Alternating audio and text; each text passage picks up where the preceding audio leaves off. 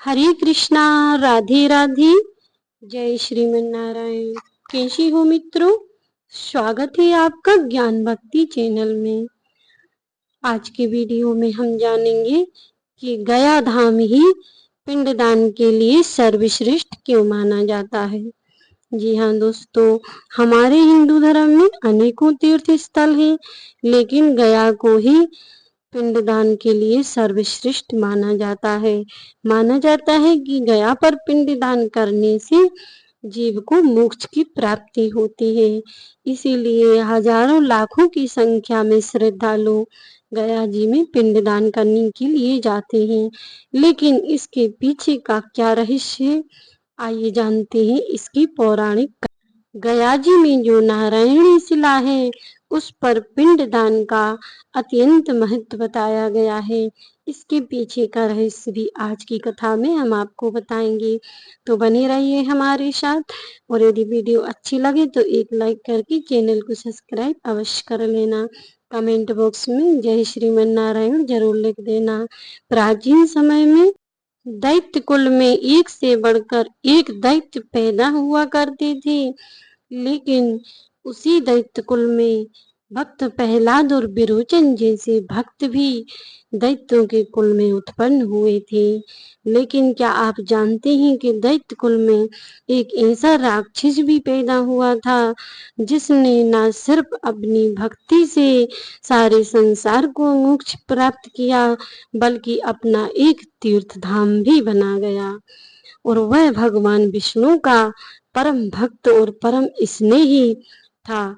आइए जानते हैं उसका क्या नाम था।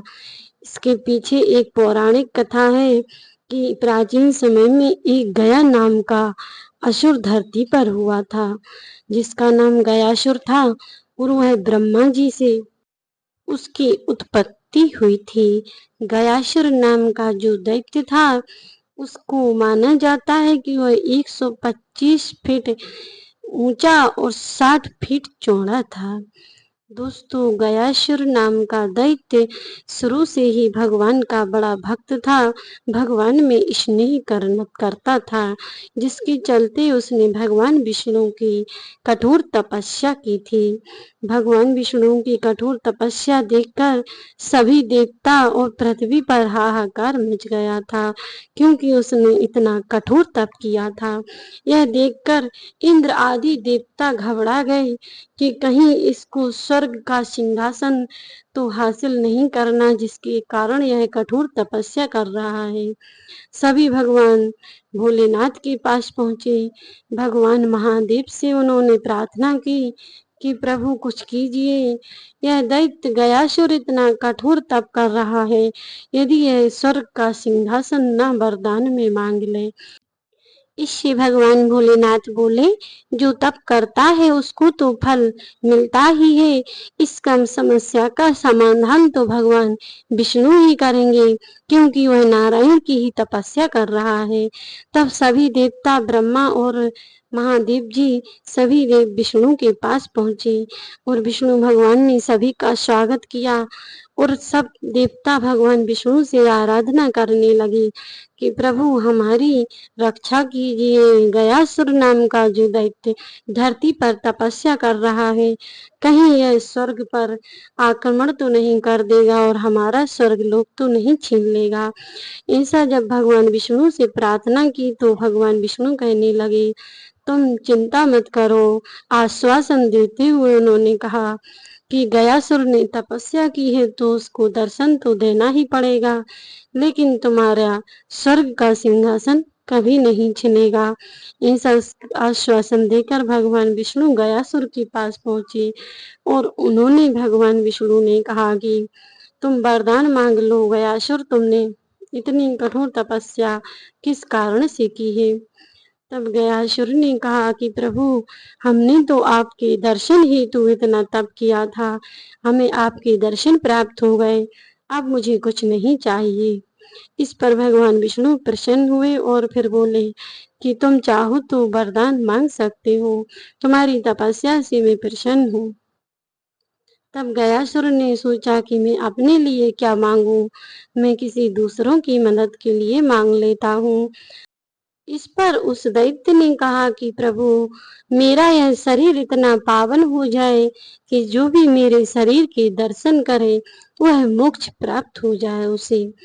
ऐसा वरदान उसने मांगा तो भगवान विष्णु ने प्रसन्नता पूर्वक यह वरदान दे दिया। भगवान ने सोचा कि यह दूसरों के लिए वरदान मांग रहा है और भगवान विष्णु तथास्तु कहकर अंतर ध्यान हो गए। अब क्या था, जो गया को देखता था वह मोक्ष प्राप्त कर जाता था। पापी से पापी आदमी भी गया को देखकर मोक्ष प्राप्त हो जाता था। अब तो कोई पाप करने से भी नहीं डर रहा था, क्योंकि गया को देखकर सभी को मुक्ति प्राप्त हो जाएगी, ऐसा सभी मन में विचार करते थे। कई दैत्य भी मोक्ष को प्राप्त होते जा रहे थे, जो अधम से अधम पापी थे। यह तो वरदान था जो अभिश्राप बन गया। यह देखकर देवता घबराने लगे और सोचने लगे कि जो देवताओं को भी गति दुर्लभ है, वह अधम से अधम राक्षस और अधम से अधम मनुष्य को सुलभ ही प्राप्त होती जा रही है गया के दर्शन मात्र से। अब देवताओं ने सोचा कि इसका क्या उपाय करें। वे महादेव जी के पास फिर से पहुंचे। महादेव जी ने कहा, यह वरदान तो नारायण ने दिया था, इस समस्या का समाधान तो वही निकाल सकते हैं। यह सोचकर सभी देवता भगवान विष्णु के पास पुनः पहुंचे और उन्होंने कहा कि प्रभु, आपका दिया हुआ वरदान गयासुर ने जो मांगा था वह अभिश्राप बन गया है, क्योंकि हर मनुष्य मोक्ष को प्राप्त होता जा रहा है। ऐसे तो पृथ्वी पर का संचलन बिगड़ जाएगा। सभी देवता भगवान विष्णु से प्रार्थना करते हैं कि प्रभु, इसका कुछ उपाय निकालो। भगवान विष्णु ने ब्रह्मा जी से कहा कि तुम जाकर धरती पर एक यज्ञ करो, जिसके लिए तुम गयासुर का शरीर मांगना, वह तुम्हें अवश्य दे देगा। ब्रह्मा जी ने विष्णु की आज्ञा से धरती पर आए और गयासुर के सामने प्रकट हुए। गयासुर परम पिता ब्रह्मा जी को देखकर अत्यंत प्रसन्न हुआ। उसने उन्हें प्रणाम किया और हाथ जोड़कर कहने लगा, प्रभु, आपके दर्शन करने के लिए तो कई जन्मों तक तपस्या करनी पड़ती है, कई सालों तक, और हमें वह दर्शन सुलभ ही हो गए। कहो परम पितामह, मुझे क्या आज्ञा है। गयासुर के ऐसे वचन सुनकर ब्रह्मा जी अत्यंत प्रसन्न हुए और उन्होंने उसको अपना आशीर्वाद दिया।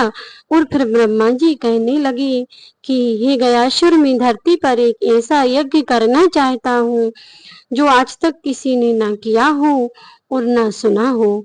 जो धर्म के निमित्त में यज्ञ कर रहा हूँ, उसके लिए मुझे एक ऐसी जगह की आवश्यकता है जो धर्म से परिपूर्ण हो और पुण्यात्मा हो और दूसरों का भला करने में सर्वप्रिय हो।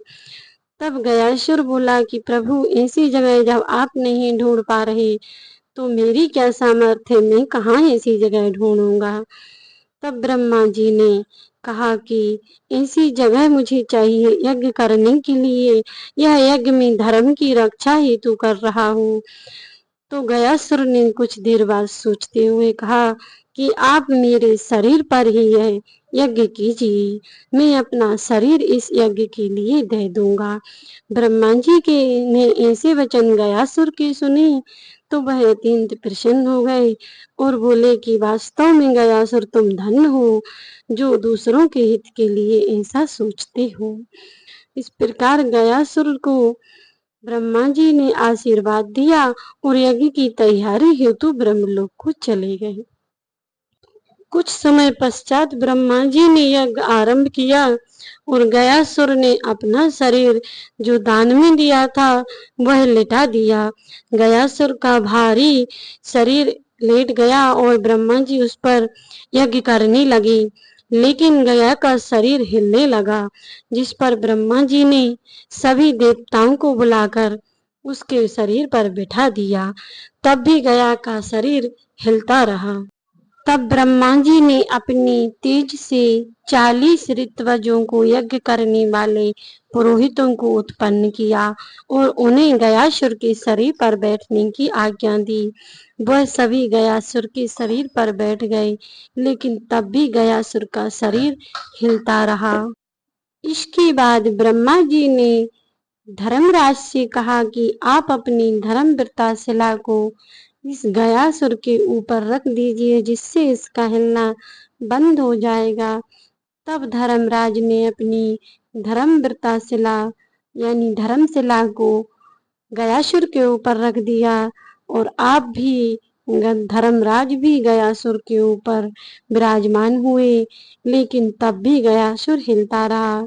तब ब्रह्मा जी ने भगवान विष्णु से सहायता मांगी।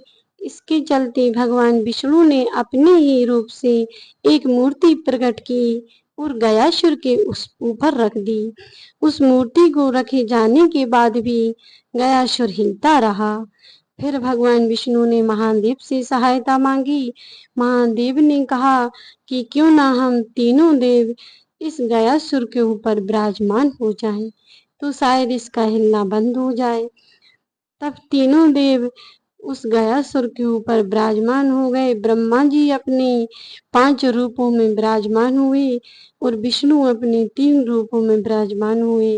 अंत में भगवान महादेव एक ही रूप में गयासुर के ऊपर विराजमान हुए। इसके चलते भगवान विष्णु ने अपनी गदा उसके ऊपर रख दी, जिससे श्री हरि का नाम गदाधर पड़ गया। जब उसने गधा को अपने सिर पर देखा तो वह दीन होकर भगवान विष्णु से प्रार्थना करने लगा कि हे प्रभु, मुझे आपने ही वरदान दिया था और मैंने अपना शरीर पहले ही दान में दे दिया है। ब्रह्मा जी को जब मैं अपना सब कुछ दे सकता हूँ, तो क्या आप लोगों की आज्ञा से मैं स्थिर नहीं हो सकता हूँ? आप या भगवान महादेव या ब्रह्मा जी में से कोई मुझे एक बार आज्ञा देता तो मैं स्थिर हो जाता। तब भगवान विष्णु प्रसन्न हुए।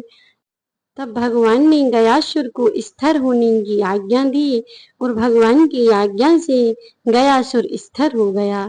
फिर भगवान ने गयासुर से कहा कि हे गयासुर, हम तुम्हारी भक्ति और समर्पण से प्रसन्न हैं। तुम वरदान मांग लो। तुम्हें जो वरदान चाहिए वह मैं तुम्हें दूंगा। मांगा कि हे प्रभु, आप तीनों हमारे ऊपर हमेशा ऐसे ही विराजमान रहें और सभी देवता इस भूमि पर विराजमान रहें और इस भूमि पर जो श्रद्धा से पूजा अर्पित करेगा, अपने पितरों को पिंडदान देगा, वह मोक्ष को प्राप्त हो जाए। ऐसा वरदान गयासुर ने भगवान से मांगा। तब भगवान ने उसे आशीर्वाद दिया और वरदान दिया। तभी से गया पर पिंडदान का महत्व है और गया ने यह वरदान भी मांगा था कि मेरे ही नाम से यह तीर्थ बन जाए और यह तीर्थ सभी तीर्थों में श्रेष्ठ कहलाए। ऐसा भगवान ने वरदान उसको दिया था, इसीलिए गयासुर की नाम से ही इस तीर्थ का नाम गया पड़ा है और यहाँ पर पिंडदान का विशेष महत्व माना गया है। यहाँ पर पिंडदान देने से पितरों को मोक्ष प्राप्त होता है। और भगवान ने गयासुर को वरदान दिया और 40 ऋत्विजों को 55 गांव, कलप वृक्ष, कामधेनु सभी दे दिए और आदेश दिया कि वह कभी किसी से कुछ ना मांगे। और कालांतर में जब कुछ ब्राह्मण दक्षिणा मांगने लगे, तब ब्रह्मा जी ने श्राप दे दिया और सब कुछ छीन लिया। जब ब्राह्मणों ने रोते हुए ब्रह्मा जी से प्रार्थना की, तब ब्रह्मा जी ने आशीर्वाद दिया कि जो यात्री पिंडदान के लिए यहाँ पर आए, उन्हीं यात्रियों से वह अपनी जीविका चलाएंगे। ऐसा आशीर्वाद देकर ब्रह्मा जी अपने लोक को चले गए। तभी से यह 5 कोस में फैला हुआ गया तीर्थ बन गया और नारायणी शिला जो धर्मावृता शिला थी, उसी पर पिंडदान करने का विशेष महत्व बताया गया है। तो दोस्तों, यह गयासुर की कथा, जिसने अपनी भक्ति और त्याग से पितरों का मोक्ष धाम तीर्थ बना दिया, उसके त्याग को धन्य है और वह भक्त धन्य जो ऐसे ऐसे भक्त प्रति जो इस धरती पर गया जैसे तीर्थ पितरों की मोक्ष के लिए प्रदान कर गए, अपना शरीर भी दान दे गए। तो दोस्तों, यह गयासुर की कथा आपको कैसी लगी कमेंट करके ज़रूर बताइएगा। और वीडियो अच्छी लगी हो तो एक लाइक करके चैनल को सब्सक्राइब कर लेना। और जो भी मेरे चैनल पर नए हो वह बेल आइकन को ऑन कर देना, ताकि मैं जो भी जानकारी लेकर आऊँ उसकी सबसे पहले नोटिफिकेशन आपके पास पहुँचे। तो बने रहिए हमारे साथ ऐसे ही धार्मिक और रोचक कहानियों के लिए। मिलते हैं नेक्स्ट वीडियो में। तब तक के लिए जय श्री कृष्णा, राधे राधे, जय श्रीमन नारायण। और कमेंट बॉक्स में जय श्रीमन नारायण तो जरूर लिख देना।